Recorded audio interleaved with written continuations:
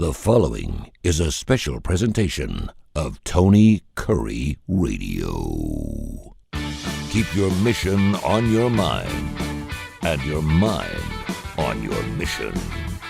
This is Mission Minded with Michael Coleman.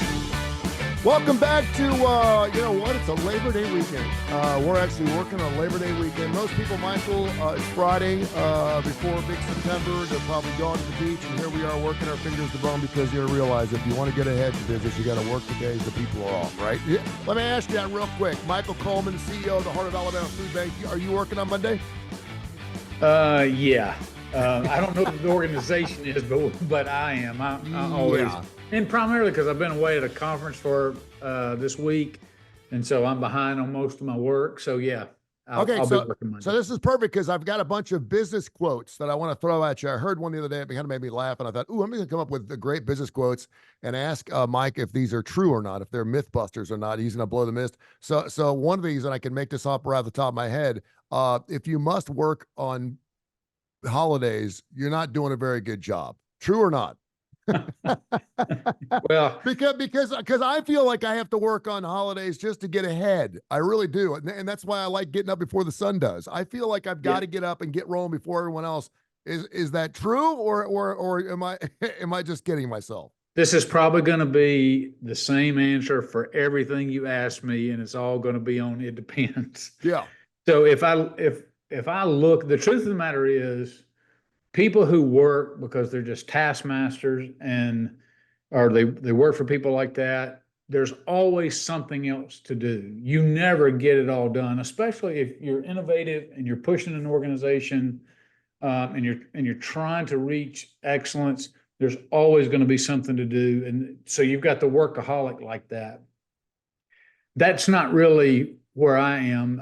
I can always find stuff to do, but that's not why I'll choose to. I choose to come in, not because I may miss a deadline, but on Monday, I'll have quiet time where nobody's in the office and I can really think about things, process information without any distractions, which is hard for me to get. So it doesn't mean I'm going to come in and punch in 8 hours, but I might come in and work 3 or 4 just because that time is so valuable. And with me being out of the network, I just recognize I've had to put some things aside that are not necessarily top priority, but need to be addressed, but require some thinking, some processing, quiet time. So, yeah, from an outsider looking in, they're like, "Oh, Michael's a workaholic." It's really not so much about that. I take pride in what I'm doing and leading the organization. I do think you need to set the example. But I'm also very passionate about what I do. It's not drudgery to me to come into the office. And I've seen people who are workaholics who dread it. And I love coming to the office. I love the work. So again, I'm kind of stuck in this middle. I get the view of where that saying comes from, but it doesn't fit in my particular situation. All right, from here on out, you can't say it depends. Ready? This is the one that I actually heard, and I thought and I have heard it before. It was just kind of funny. It just kind of hit me funny. Dress for the job you want, not for the one you have.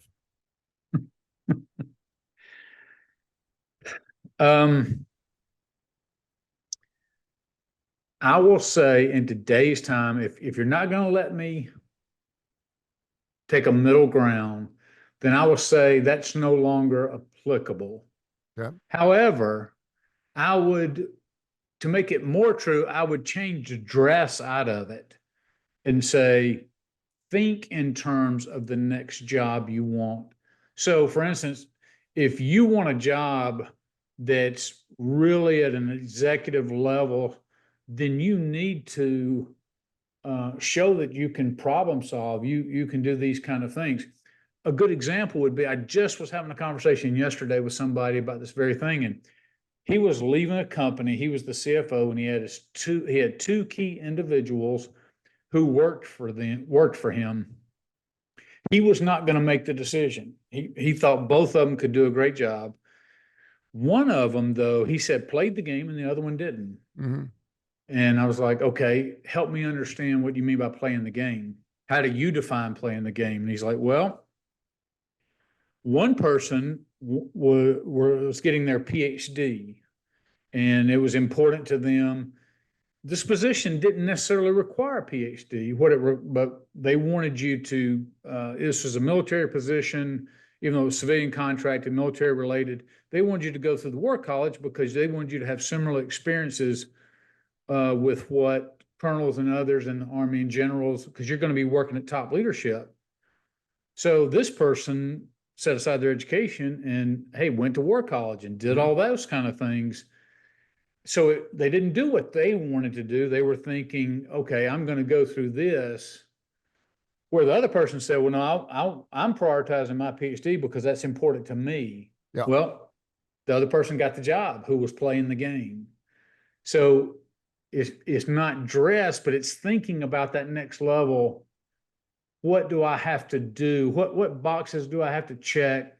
What's the right pathway to get there? And one more thing that really stood out about that is they were both part of, I don't remember the association, but let's just say it's the local association of accountants or finance people or whatever. They both belong to the club. The person who got the job signed up to lead the club 1 year, to be the club president 1 year, which shows you don't think, well, that's a big deal. Well, it showed that they were willing to step into a leadership position, which this CFO position would be. They showed that they could take on that added responsibility. They wanted to take on that they could solve problems.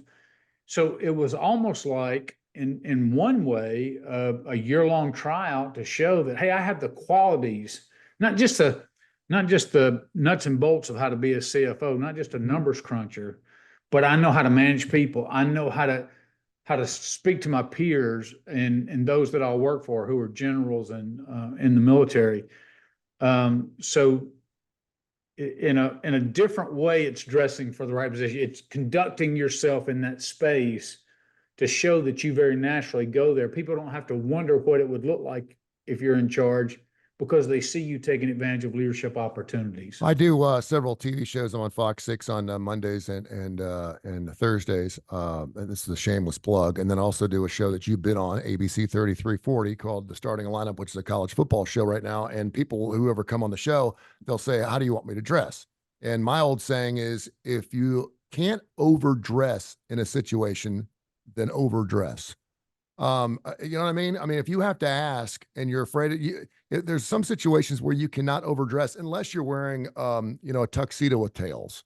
I mean, that's something you could probably overdress for. But I mean, if it's anything else, whether it's a graduation, whether it's a TV thing, that's why you see weather people wearing ties. I mean, I could care less. It doesn't make their forecast any better that they're wearing ties, but it's a professional setting. And if you can wear a suit and tie, and these days too, because of lackadaisical dressings and of course, Friday free-for-alls and all these other things, now you don't ever see anybody come into the office with a suit and tie anymore. And if you do, they're leaving early to go to a wedding or a funeral. Yeah, and it's interesting. This is my board chair was the one that was telling me this story and sharing this with me. And he's a gentleman that was just raised in a culture. And whenever you see him, almost always he's going to have a three-piece suit on, even if he's meeting with anybody. And he's retired. And here I am. I'm not. I tend to, because we're in a food banking environment. Everybody's kind of in comfortable clothes. So I kind of dress in a much more casual way, but recognize there are times where you have to step up into more suitable attire. But he does it regardless. He does the dressing up to the next level because that's something that's very important to him. I don't have that same drive, but I certainly understand it and I certainly respect it. Important business sayings, are they true or not? This is Mission Money. Keep in mind your mission on your mind. Heart of Alabama Food Banks CEO Michael Coleman joins us every single week. We also have a show that airs right after this on TKR. And by the way, we've added 3 more shows onto our family of podcasts. Go to Tony Curry Radio Podcast, Tony Curry Radio Podcast, and they're all up there and they're super slick. And this show right here is one of my favorite shows. This is an old saying that's been out forever. And I hear people saying it just on a whim. Sometimes they say it when it's really not even the right time to say it. Customer's always right. True or not? It is not true. Yeah. Okay. It is not true. And that really is, it depends. I mean, because I've seen some customers who are just quite frankly a pain in the ass in the restaurant business. But I've also seen some situations where if you want that customer to come back again, maybe you don't want that customer to come back. Yeah, I mean, again, the heart behind it, which is don't don't go to the mat over a $2 misunderstanding. I kind of take that over into the business community with kind of a rule that says I'm not going to lose an employee over $1,000. Mm-hmm. You know, if it's an employee worth holding on to and somebody says they're making $1,000 more, I'm not going to quibble over $1,000 on what I pay them. If it's important to them and they draw a line and say, no, I really need this $1,000 for whatever reason, I tend to give it to them because I'm not going to lose a good employee over having it my way or drawing a line in the sand, those kind of things. And so I get from an employee, you're trying to build a business, you want return business, and you want people going out to the community. So, you know, if the customer, even if it's something unreasonable, you tend to give in to them, make it right. That's where that kind of mindset comes from. But most of us, if you just randomly scroll videos, and I do it way too much. How many times have you seen a customer now in McDonald's throw a drink on somebody taking their order, or it's like another video of a Karen blowing up at somebody. So yeah, with the culture changing, you know, again, the heart behind that is applicable, but no, I think people, if I'm a business owner, I'm going to draw certain lines. And to be honest with you, in the nonprofit space, I've even done that with some donors. I remember one donor who was a significant donor. We were a faith-based organization. He was a person who was faith-based.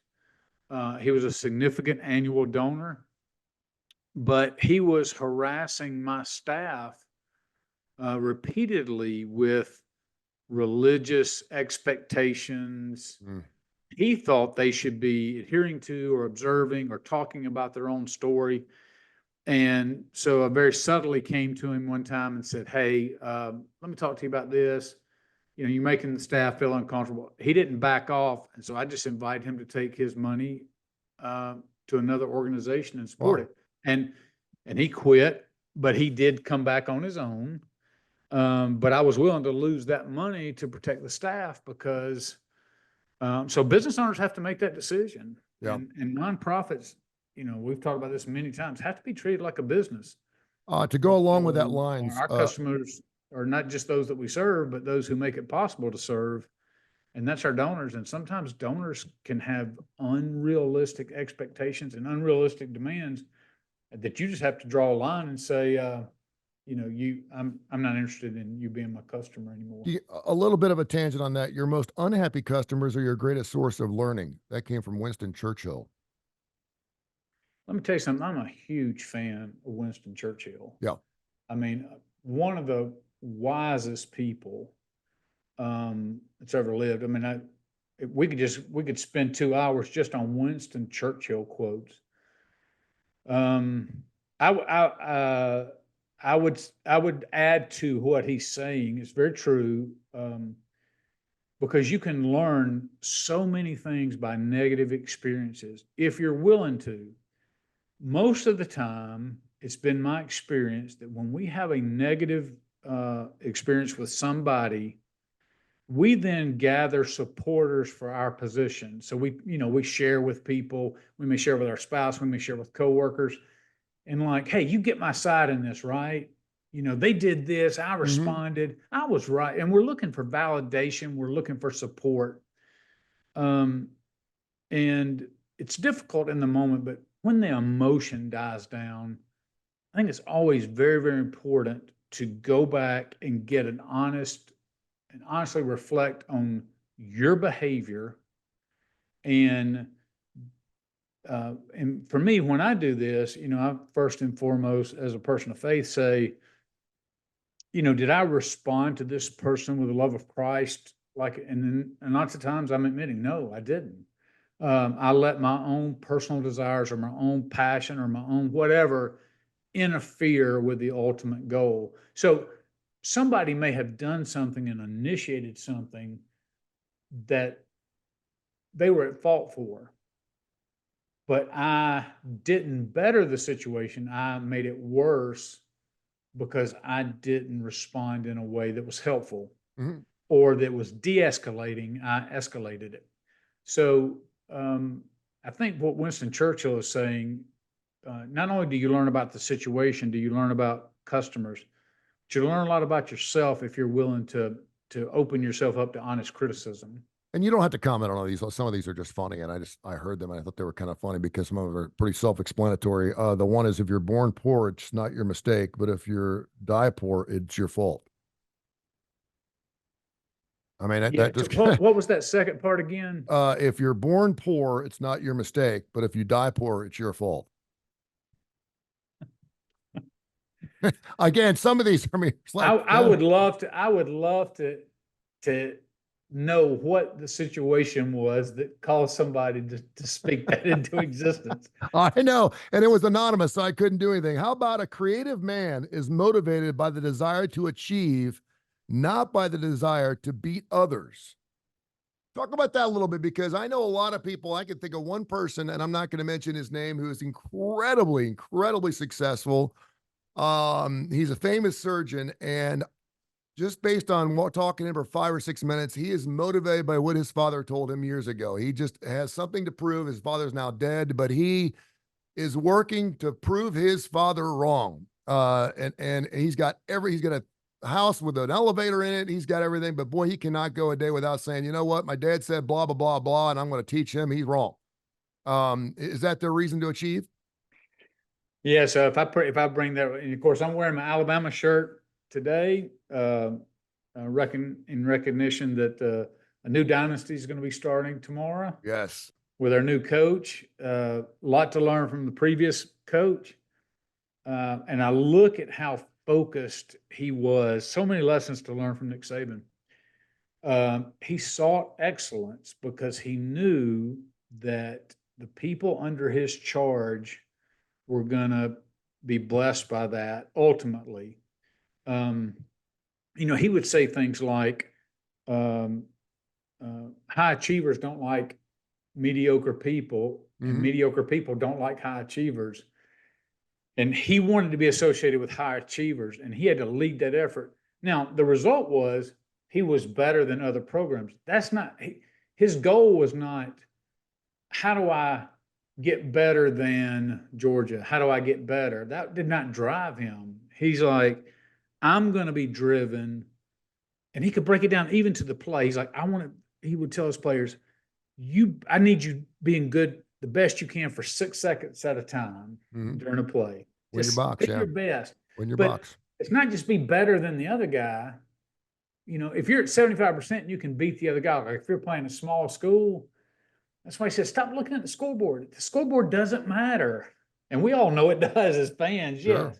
What he's saying is, give it 100%. Doesn't matter who's in front of you. If it's Georgia or Georgia State, 100%. Don't worry about the scoreboard. Scoreboard's going to take care of itself.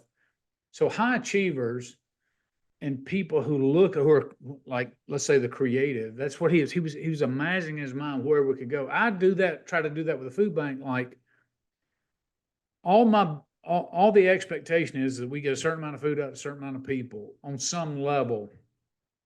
And I'm like, no, there's so much more to it. There's so much more we can do. There's so much more impact we could have if we just look at it in this eyes. And so, it's not because my goal is to be better than Birmingham's food bank or Feeding the Gulf Coast or anything like that. I'm not driven to be better than them. I'm driven to serve our population the best we can, which means if our stats are better than somebody else's, we don't put our guard down and say, okay, we're good for the next 3 months or 6 months or whatever. We got to push every single day because we're pushing against an idea and we're pushing against a harm that's happening out to people. So that really resonates with me. I really connect with that. What Vince Lombardi once said, strive for perfection so you can be excellent. Is that correct? Yeah. Julie Andrews, who I just love. I love me some Julie Andrews. I'm going to cry when she passes away. I hope she lives another 100 years. She once said, perseverance is failing 19 times and succeeding the 20th. You've always been a staunch supporter of failure. It's not failure if you're learning something from it. We must fail. It does everything. I mean, if you're in the midst of a failure, there's everything to lose at that point in time. There's faith, there's perseverance, there's succession, there's all kinds of things. And if you're just not learning from your failures, it's just a failure and you're actually going the wrong direction. But how long can you be willing to fail? And you only hear people who obviously are Julie Andrews saying these things, who they're very, very successful. Michael Coleman could sit there and say you can fail 19 times in succession. Perseverance is winning the 20th because you're successful. Is that true for most people? Well, one of the things that I would ask if somebody was saying, "Hey, is this true if I'm failing?" The question is, what are you failing at, and why are you failing? Again, I'm taught with people all sorts of about these are philosophical responses, but it requires us to dig down and to understand. So I won't even get into the details, but I'm going through something right now behind the scenes with an agency. Mm-hmm. And I'm undertaking this difficulty in my life, and because of the underlying issue I'm trying to address. And that underlying issue is necessary. But all of that pushing towards excellence means you have to oftentimes push through mediocrity and push down barriers that take effort, that sometimes can even risk you coming across as a different person than you are. And so you're trying to have a humility of spirit, but also push down the walls of people saying, no, this can't be done. When you're like, no, it's not that it can't be done, it's got to be done. We have to be able to reach these people. We have to be able to. So it's you're pushing, but you don't want to be pushy. And so yeah, it's this and when you're striving for something, you're constantly stepping into new territory. You're constantly having yourself challenged by mediocre people, by status quo people, looking at you going, well, what's your motivation? Are you trying to achieve power? Are you trying to achieve recognition? Are you, and so, and then they become barriers because they misunderstand, because they're not that person. They misunderstand what you're trying to accomplish. And so all they do is lob criticism. You look at it again, and in no way do I want anybody to think that I am comparing myself to Nick Saban. He has determination and grit and pursuit of excellence and doggedness that I could only hope to touch one day. I mean, I'm not anywhere close to being as committed as that person is. But when he starts, he's like, no, I'm doing this. And then other people start lobbing bombs at him. Yeah. And his name gets drug, and then rumor mills and just on and on and on. And I'm going through some of that right now. And it can create failures or the risk of failures or hurting your reputation, all those kind of things. But when it's all said and done, I believe I'm going to come out on the other side, because I know where my heart is. I know where my mind is. I'm going to come out on the other side, and victory is going to be won. So any failures along the way, to be able to plant my flag where more people are going to bed with full stomachs rather than empty stomachs, it's going to be worth all the failures along the way, because I'm a risk taker. I do all that. I'm putting myself out there.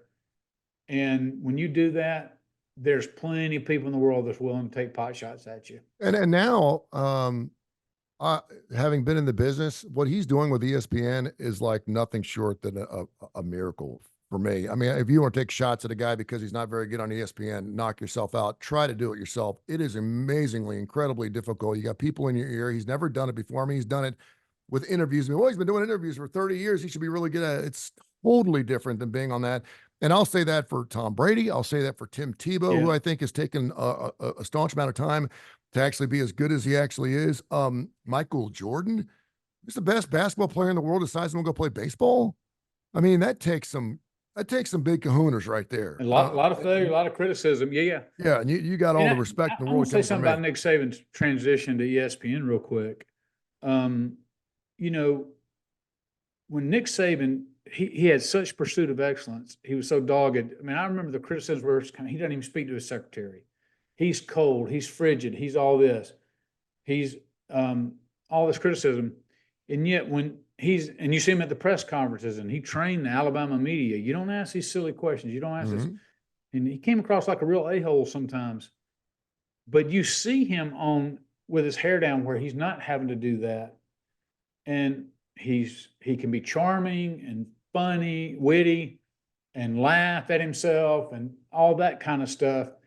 It's just interesting that that's the person who a lot of people like Miss Terry, his wife, and all that has said this is who he is. Mm-hmm. But we couldn't see that because he was in. So Sure. people would lob these bombs at him, trying to make him be something because they were looking at him from afar, excelling on these things.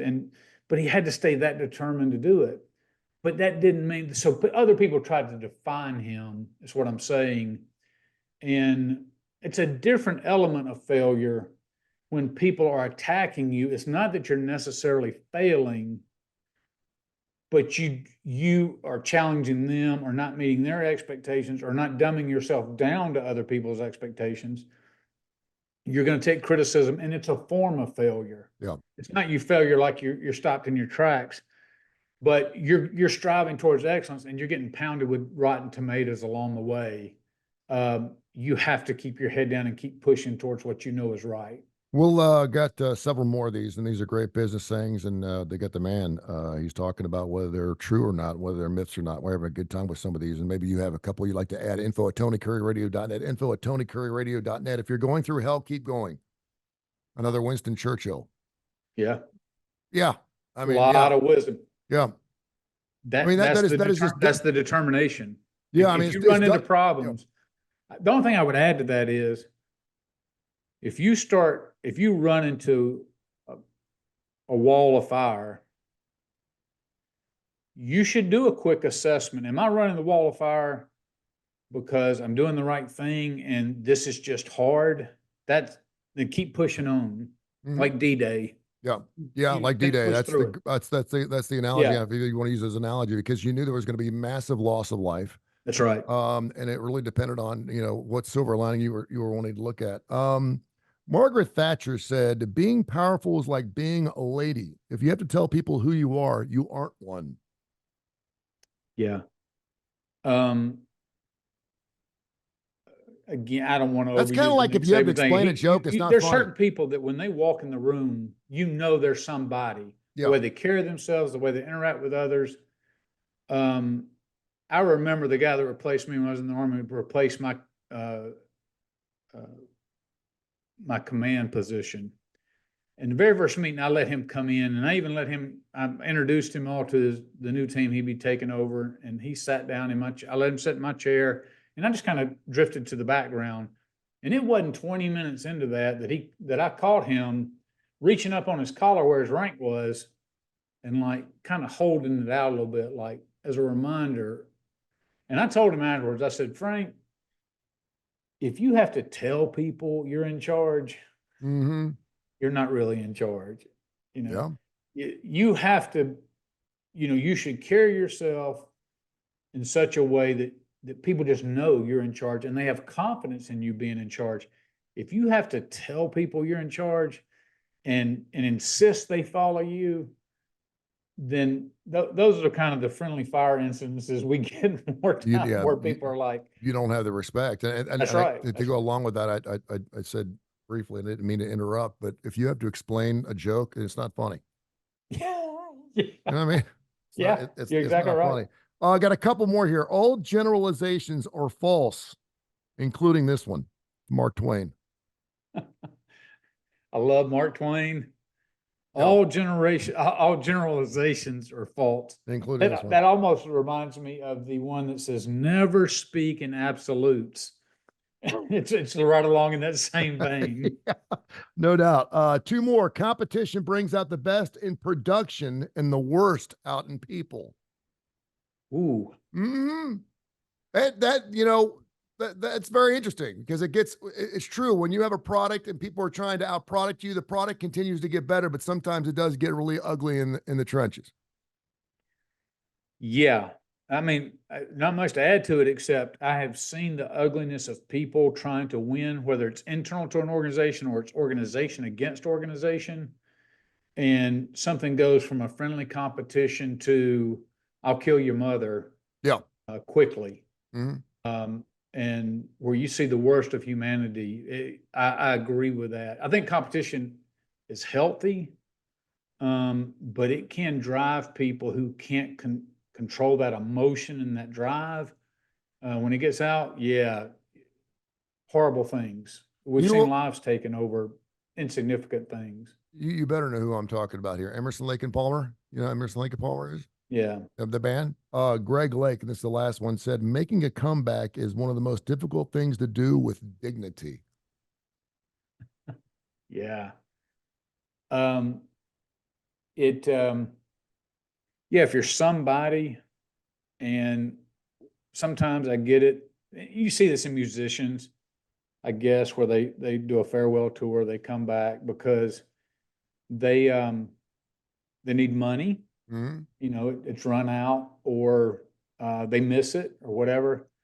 But guess what? Outside of like groups like the Eagles who pulled it off, a lot of people who used to play in arenas are playing in small theaters, Yep. small, that has to be incredibly humbling because you're speaking, your generation, you're playing to those who are 30-year-old, now they're 60-year-old, and there's just not as many around. And Well, oh yeah, that's Oasis, yeah. incredibly humbling. Very Oasis just true. came out last week, and they mentioned that they're going to be back on the road for the first time in 15 years, and obviously one of the most successful bands in the 90s. And I'll never forget, I had a conversation with Rick Nielsen, who's the guitar player for Cheap Trick, and we were on the air, and I was like, "Man, you played live at Budokan, and no one expected that live at Budokan album to do anything." And obviously, "I Want You to Want Me" was the biggest cut off that album. There was a single of that out that didn't do anything. That was out Yeah, 3 years prior to that, and that particular single went off, and they created that album, and that album went. But live at Budokan, I said, "What was it like?" In front of all those Asian Americans, there's 65, 70,000 people screaming in your face, and they just weren't used to that. And he was like, it was crazy.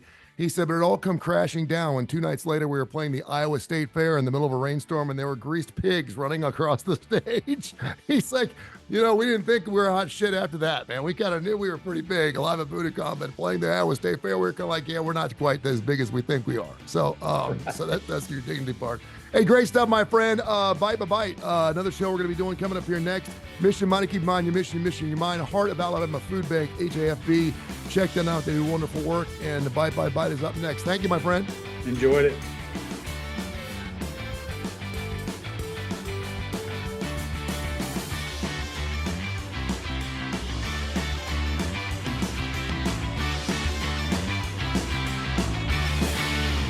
This has been a special presentation of Tony Curry Radio.